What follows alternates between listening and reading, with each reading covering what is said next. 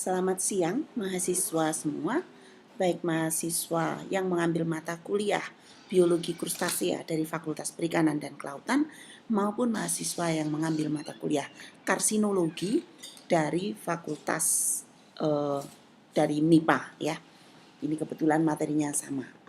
Nah, pada hari ini kita akan membahas tentang pertumbuhan pada Krustasea. Kalian lihat pada slide yang pertama, di situ ada gambar Krustasea dan kalau diklik kalian lihat bahwa krustaseanya semakin lama semakin membesar. Tetapi apakah benar bahwa pertumbuhan pada krustasea hanya sekedar ukuran kecil terus dia menjadi besar, sama seperti pada manusia atau seperti kucing atau anjing atau tikus? Apakah seperti itu? Nah, pada krustasea itu pertumbuhannya tidak persis sama seperti pada manusia maupun pada organisme lain. Tapi krustasea mempunyai pola pertumbuhan yang spesifik. Jadi pertumbuhan individu krustasea itu meliputi perubahan ukuran panjang, berat, dan juga adanya pembentukan organ-organ tubuh yang baru. Dan organ tubuh ini yang tadinya tidak ada menjadi ada.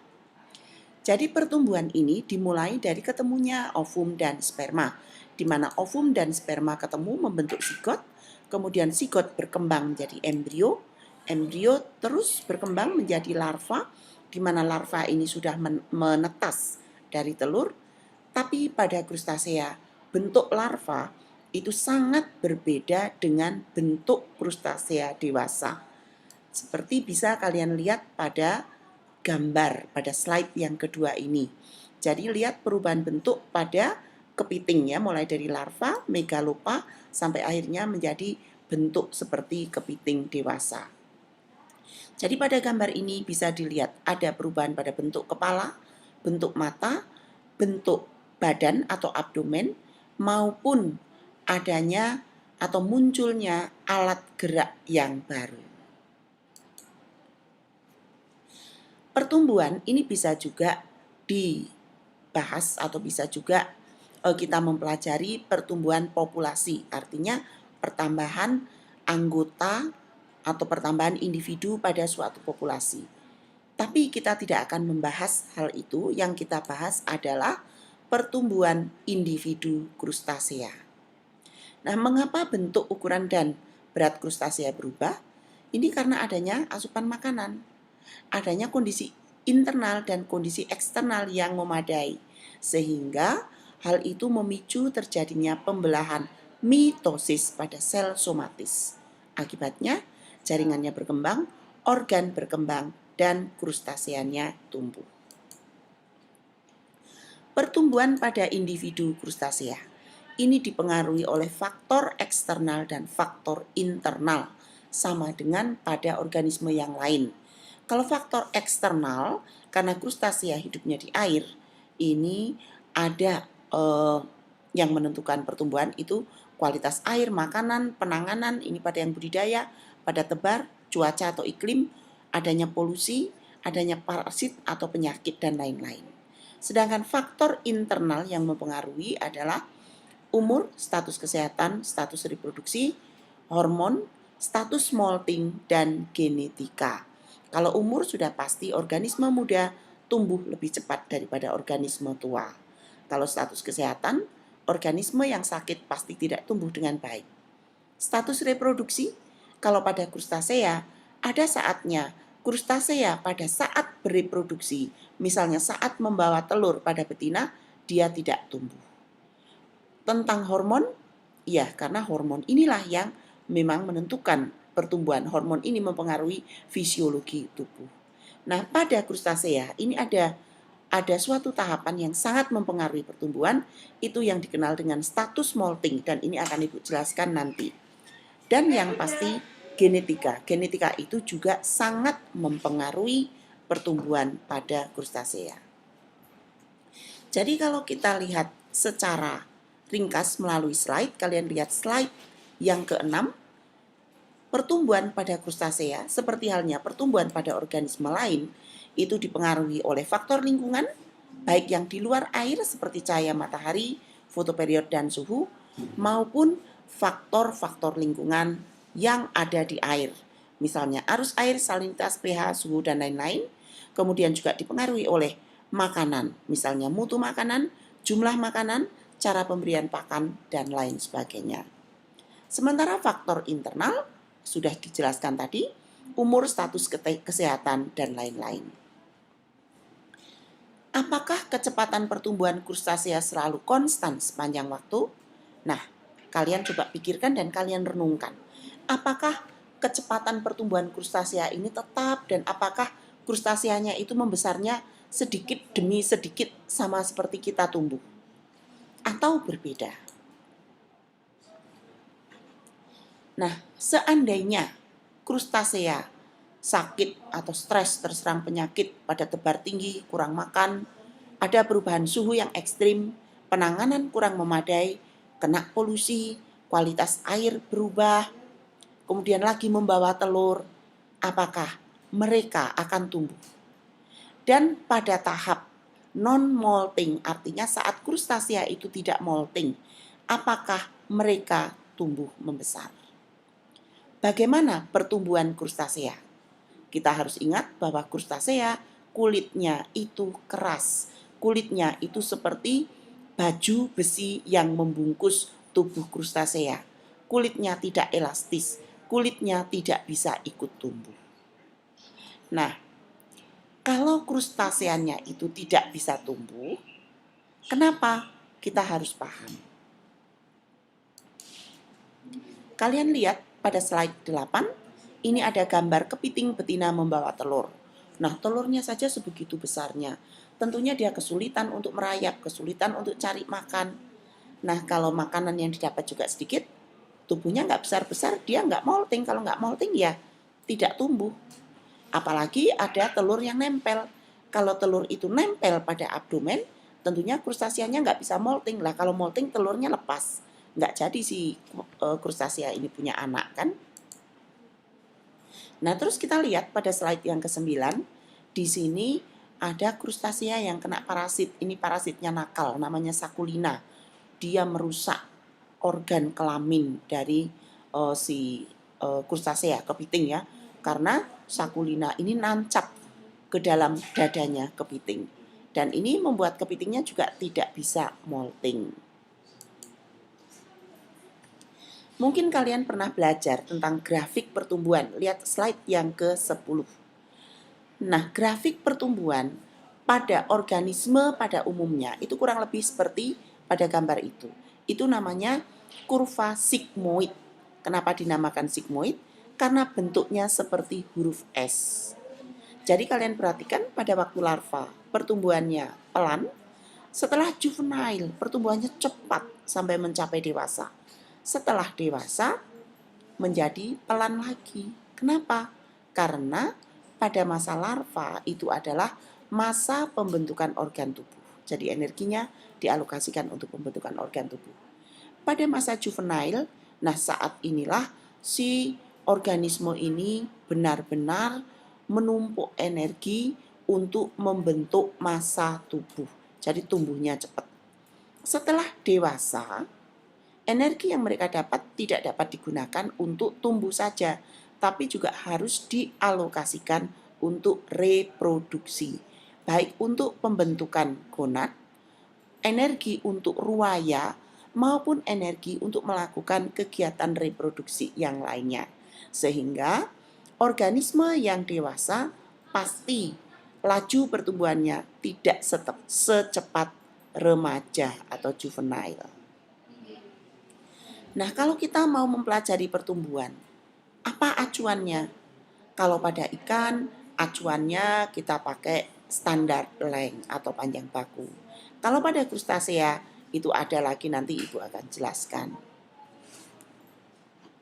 Selanjutnya kita lihat pada slide yang ke-11. Nah, kalian bisa lihat gambar grafik pertumbuhan pada krustasea. Unik grafiknya seperti tangga. Kenapa seperti itu?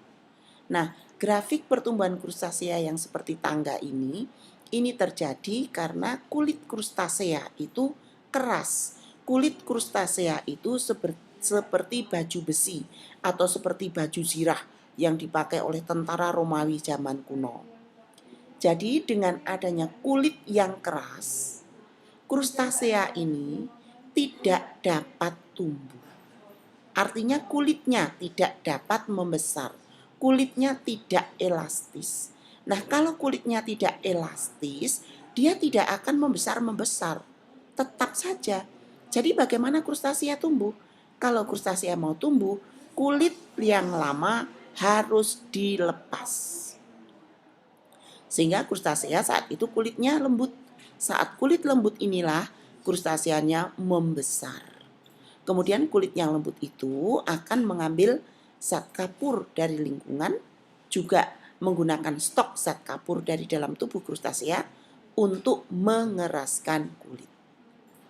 Jadi kita lihat di sini gambar grafik pertumbuhan krustasea.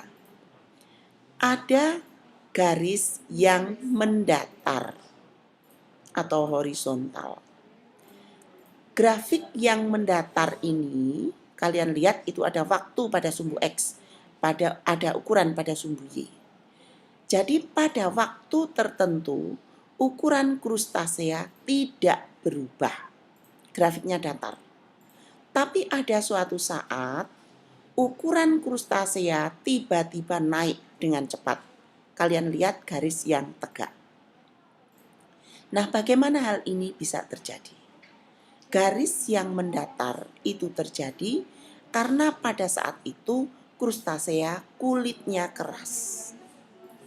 Jadi kulit itu tidak tumbuh. Yang tumbuh apa?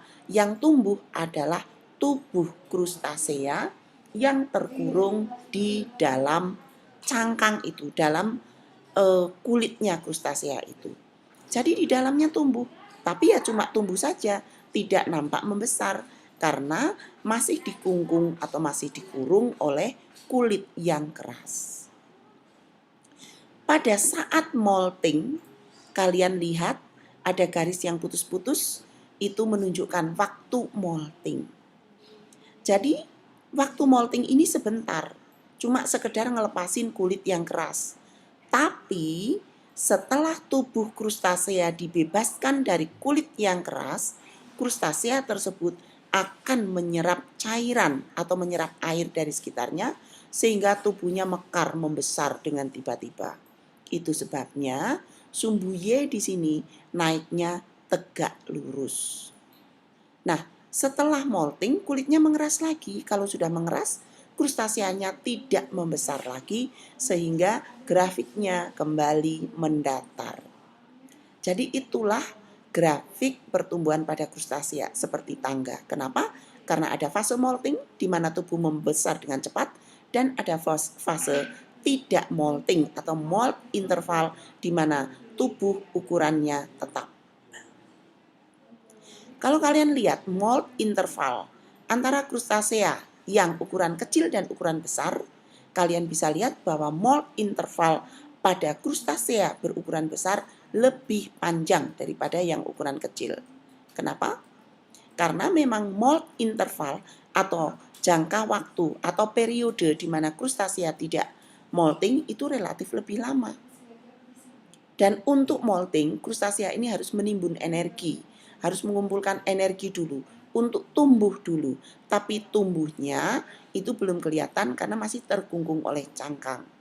Semakin besar krustaseanya, artinya energi yang dibutuhkan untuk membentuk massa tubuh juga semakin tinggi. Sehingga molt interval pada krustasea yang besar lebih tinggi daripada molt interval pada krustasea yang kecil. Krustasea ada yang mengalami terminal molting, yaitu molting yang udah akhir nggak molting lagi. Contohnya pada kepiting Calinectes sapidus dan maja. Tapi ada juga yang tidak mengalami terminal molting, sehingga molting terus sampai tua.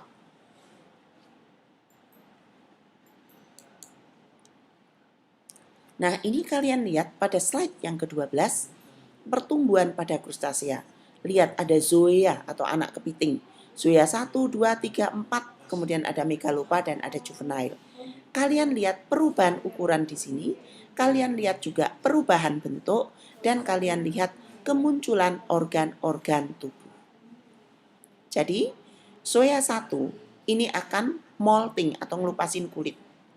Dan menjadi zoea 2. Itu matanya udah berubah. Zoea 2 matanya bertangkai, zoea 1 enggak. Zoea 2 lebih besar. Terus zoea 2 molting lagi jadi zoea 3. Bentuknya masih mirip, tapi lihat sudah ada tunas yang nantinya menjadi kaki jalan. Kemudian zoea 3 molting menjadi zoea 4. Lihat tunas kaki jalan dan tunas kaki renang. Kalian lihat tanda panahnya. Pada megalopa, artinya zoea 4 sudah molting jadi megalopa. Pada megalopa ini bentuknya sudah sangat berbeda dengan zoea 4. Dan megalopa molting lagi menjadi juvenile yang bentuknya sudah seperti kepiting dewasa. Jadi di sini kalian lihat perubahan-perubahan bentuk dari zoea sampai jadi juvenile. Nah, kalau tadi kita membahas pertumbuhan itu tentang bagaimana tubuh tumbuh membesar, pada krustasea ini ada sesuatu yang unik. Dia mempunyai pertumbuhan khusus yang terjadi bila salah satu alat geraknya putus. Jadi kalau alat geraknya putus, nanti akan terbentuk lagi alat gerak yang sama seperti yang hilang. Tetapi alat gerak yang putus ini hanya bisa dibentuk lagi bila putusnya di area autotomy plane. Letaknya di pangkal kaki. Nah, krustasea ini mereka punya mekanisme yang unik untuk mempertahankan diri. Bila ada musuh, mereka dengan sukarela melepaskan salah satu alat geraknya. Kemudian mereka melenting pergi atau menghindar. Nah, alat gerak yang diputuskan sendiri oleh si krustasea tersebut itu putusnya di area tertentu yang dinamakan dengan autotomy plane. Setelah kaki yang dipatahkan itu lepas, di area autotomy plane ini akan tertutup seperti ada lapisannya yang kuat gitu ya. Kemudian di area itu akan muncul tunas atau bud yang berupa tonjolan atau kantong yang membungkus alat gerak baru yang sedang dibentuk. Jadi nanti pada waktu molting, ya sudah alat geraknya yang tadi hilang, itu akan dibentuk lagi. Tapi membentuknya biasanya kecil dulu, baru nanti molting lagi sampai sempurna. Nah, mengapa tunas ini hanya bisa terbentuk pada area autotomy plane? Itu karena di situ memang ada mekanisme yang khusus ya. Jadi disitulah area yang punya kemampuan untuk nutup tidak terjadi pendarahan, kemudian ditumbuhi oleh tunas organ yang hilang. Kalau banyak alat gerak yang patah, apakah mereka juga bisa membentuk semua? Itu akan sulit karena untuk membentuk alat gerak baru, untuk membentuk tunas itu juga diperlukan energi yang banyak. Nah, ini slide 14 itu contoh kela yang patah dan contoh autotomy plane. Slide 15 itu nampak di situ di area yang tadi patah sudah terbentuk tunas yang isinya adalah kela yang masih kecil yang terbungkus selaput. Apakah pola atau proporsi pertumbuhan bagian krustasea selalu sinkron dengan pertumbuhan standar length? Tidak. Kenapa? Karena ada krustasea yang seiring pertumbuhan dia melebar, ada yang mengecil atau menyempit dan lain sebagainya.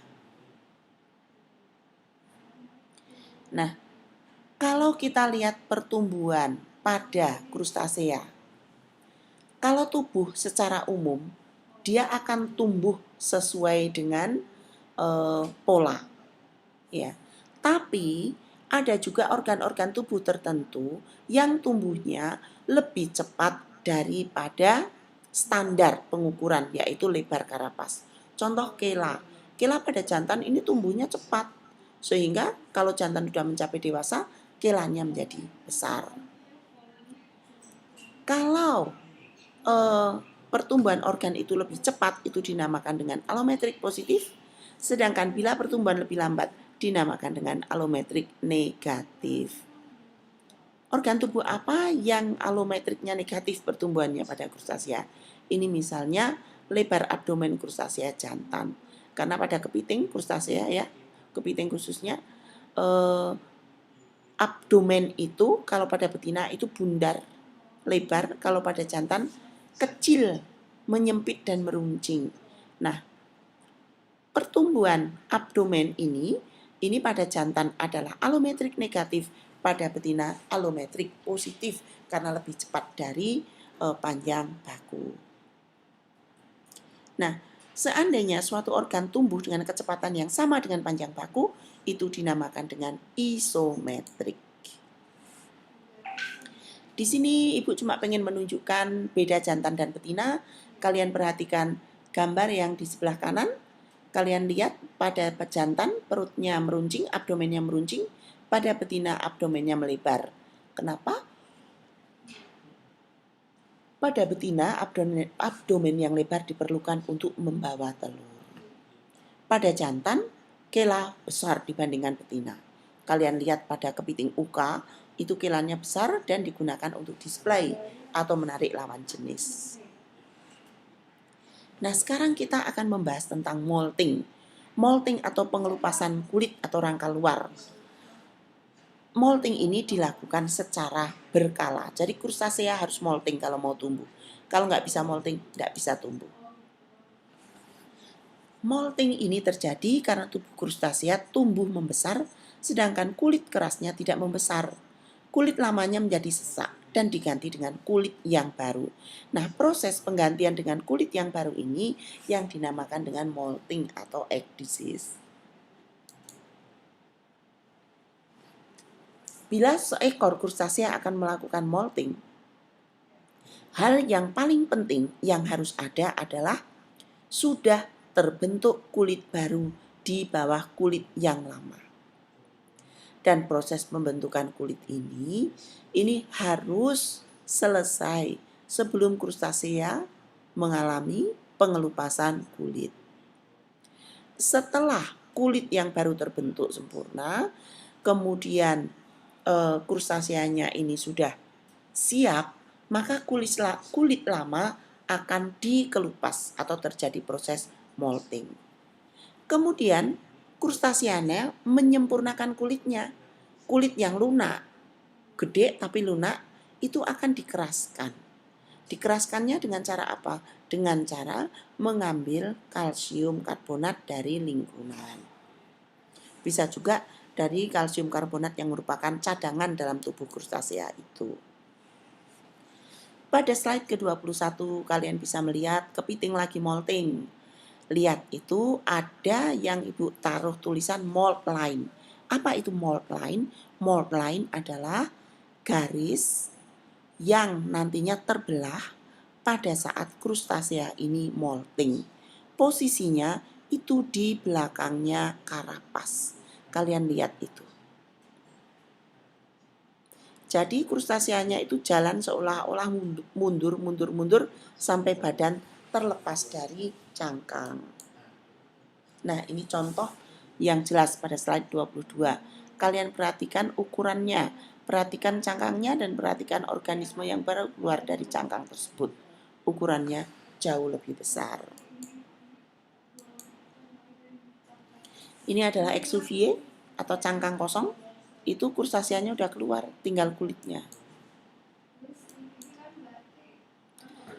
Nah, di sini kita lihat perbedaan ukuran yang sangat nyata antara kepiting yang belum molting dan yang sudah molting. Kalian lihat di sini ada gambar Portunus pelagicus, yang di depan itu adalah karapas yang kosong. Jadi tadinya si krustasea ini di dalam karapas tersebut. Kemudian dia molting, dia pelan-pelan mundur keluar sambil nyerap air dari lingkungan dan itulah hasilnya. Kalian bisa lihat bahwa kepiting yang baru molting ini ukurannya jauh lebih besar daripada kepiting yang tadi yang sebelum molting.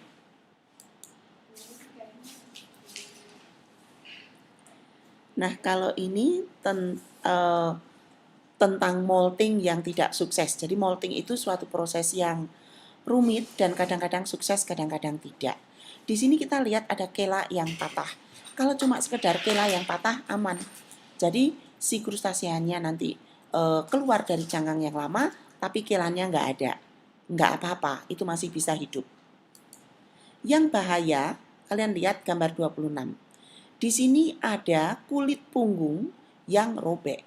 Jadi pada waktu molting ini tidak sukses. Karena kulit punggungnya robek, nah kalau robek seperti itu, ya biasanya tidak bisa diteruskan moltingnya. Terus krustasianya akan mati.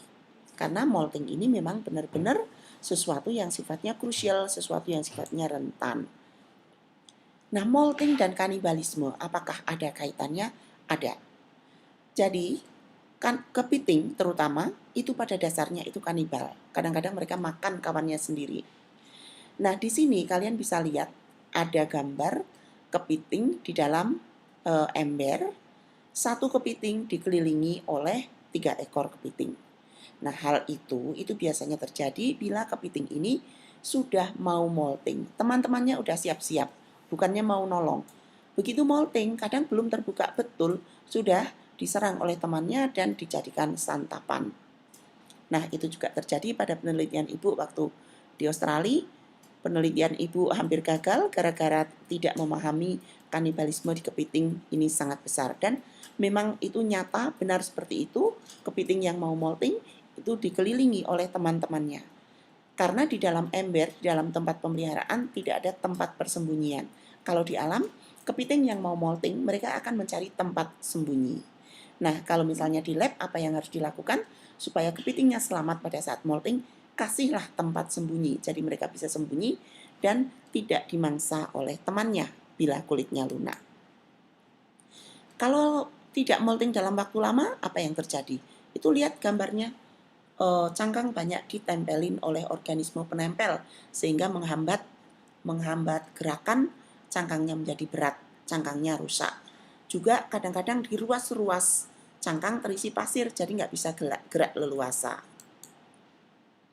Nah, proses terjadinya molting itu dipengaruhi oleh hormon. Ada 2 hormon yang berperan. Yang pertama adalah molt inhibiting hormone. Ini dihasilkan oleh sel-sel neurosekretory yang terdapat pada pusat saraf dan tangkai mata. Hormon ini menghambat terjadinya molting. Jadi kalau konsentrasi hormon MIH tinggi, molting tidak terjadi dan juga menghambat penumpukan kuning telur. Jadi krustasianya tidak bertelur. Nah, kinerja hormon yang lain ada yang namanya molting hormon MH atau krustektison. Ini dihasilkan oleh Y organ atau sepasang kelenjar di toraks atau di dada. Bila konsentrasi hormon ini tinggi, krustasea akan molting. Jadi, molting tidaknya krustasea itu berdasarkan konsentrasi hormon tersebut di dalam tubuh. Mana yang lebih tinggi?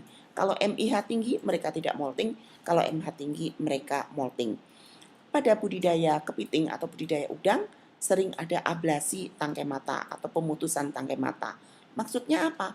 Maksudnya untuk mengurangi MIH. Ya, jadi hormon yang menghambat molting itu dikurangi.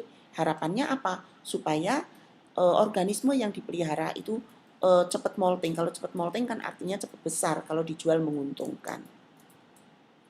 Nah, untuk siklus molting, kalian lihat gambar pada slide yang ke-30, itu seperti spiral ya. Jadi yang gelap itu adalah siklus molting, kemudian yang garis-garis abu-abu itu adalah setelah molting, dan yang putih itu adalah tidak molting atau anekdisis. Kemudian yang bintik-bintik abu-abu itu proekdisis atau sebelum molting. Jadi molting di sini proporsi waktunya itu sedikit sekali dibandingkan dengan metekdisis atau setelah molting dan anekdisis atau tidak molting serta proekdisis atau sebelum molting. Nah, pada molting ini apa yang terjadi? Kita lihat di sini bahwa krustasea itu kulitnya ada epikutikula, eksokutikula, endokutikula, dan epidermis. endokutikula ini keras. Nah, pada saat proekdisis itu di antara endokutikula dan epidermis itu terbentuk epikutikula baru. Lihat, epikutikula itu adalah lapisan yang paling luar. Jadi di situ terbentuk epikutikula baru. Nah, epikutikula baru ini akan semakin sempurna. Setelah sempurna epikutikula barunya, maka endokutikula akan lepas dari epikutikula baru. Dan di area itu yang lepas itu terdapat cairan. Setelah epikutikula baru dan endokutikula lama benar-benar terpisah, saat itulah krustasea siap untuk molting. Jadi yang dilepas itu adalah endokutikula dan lapisan-lapisan di atasnya seperti eksokutikula dan epikutikula lama. Epikutikula yang baru itu yang nantinya menjadi kulit krustasea. Nah, kalau molting, endokutikulanya dibuang, sehingga yang paling luar adalah epikutikula baru. Epikutikula baru ini masih lunak karena belum mengalami pengapuran. Untuk selanjutnya, epikutikula yang baru itu nyerap zat kapur dari luar, dari lingkungan, maupun zat kapur dari dalam tubuh krustasea. Jadi mereka punya sesuatu kayak batu ya yang namanya gastrolit terdapat di lambung, itu tersusun dari zat kapur, dan setelah si krustasea molting, zat kapur yang ada di gastrolit akan dimanfaatkan untuk mengeraskan cangkang. Selain itu, krustasea juga kadang-kadang makan cangkang yang lama untuk mengambil kalsium karbonatnya untuk mengeraskan kulit. Nah, untuk tahapan pada proses molting, ini kalian silakan baca dan dihafal, tadi sudah dijelaskan. Faktor yang mempengaruhi molting sama dengan yang mempengaruhi pertumbuhan ya, bisa dilihat. Nah, yang mempengaruhi pengerasan kulit seperti tadi Ibu sudah jelaskan, harus ada kalsium karbonat yang cukup di lingkungan dan memanfaatkan kalsium karbonat yang ada di dalam tubuh si krustasea, misalnya dalam bentuk gastrolit, atau makan cangkang yang lama. Jadi cangkang yang lama itu dimakan untuk diambil kalsiumnya. Nah, inilah penjelasan dari Ibu. Sampai jumpa minggu depan. Semoga bermanfaat.